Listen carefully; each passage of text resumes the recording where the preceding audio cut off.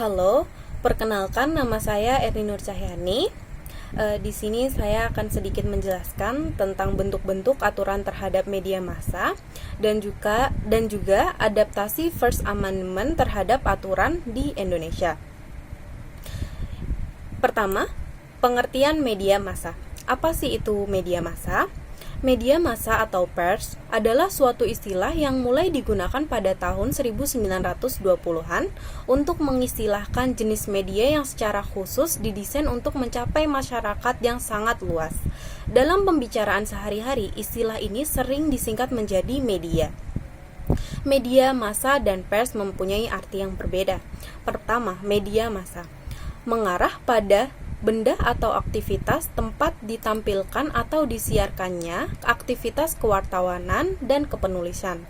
Sedangkan pers lebih mengandung pengertian lembaga atau perusahaan yang bergerak di bidang penyiaran hasil kerja kewartawanan dan kepenulisan. Bentuk-bentuk aturan terhadap media massa. Bagi media massa di Indonesia atau insan pers nasional, fungsi dan peranannya sudah digariskan secara jelas dan tegas dalam Undang-Undang Republik Indonesia Nomor 40 Tahun 1999 tentang pers. Berita yang merugikan orang lain, baik itu disengaja maupun tidak disengaja, dapat dijerat dengan KUH Perdata. Pers bisa melanggar KUH Perdata jika pertama, bertentangan dengan kewajiban hukum, yang kedua, melanggar hak subjektif, dalam hal ini hak-hak pribadi atau hak atas integritas pribadi, kehormatan, serta nama baik. Yang ketiga, melanggar kaidah tata susila, dan yang keempat, bertentangan dengan kepatuhan, ketelitian, serta sikap hati-hati yang seharusnya dimiliki seseorang dalam pergaulan dengan sesama warga masyarakat. Jika melanggar, sanksi yang akan diberikan bisa berupa ganti rugi material maupun moral. Kerugian material bisa berupa biaya yang harus dikeluarkan dari dampak berita tersebut. Sementara itu, kerugian moral berkaitan dengan tercemarnya nama baik yang dapat merugikan seseorang secara imaterial. Adaptasi First Amendment terhadap aturan di Indonesia.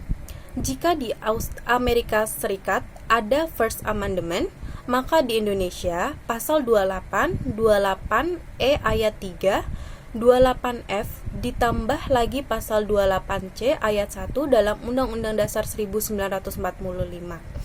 Pasal 28 ayat 3 Undang-Undang Dasar 1945 yang berbunyi, kemerdekaan berserikat dan berkumpul, mengeluarkan pikiran dengan lisan dan tulisan dan sebagainya ditetapkan dengan undang-undang.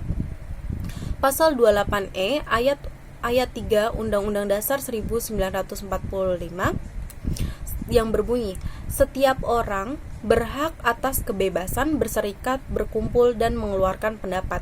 Dan selanjutnya, pasal 28F ayat 1 Undang-Undang Dasar 1945, setiap orang berhak untuk berkomunikasi dan memperoleh informasi untuk mengembangkan pribadi dan lingkungan sosialnya, serta berhak untuk mencari, memperoleh, memiliki, menyimpan, mengolah, dan menyampaikan informasi dengan menggunakan segala jenis saluran yang tersedia.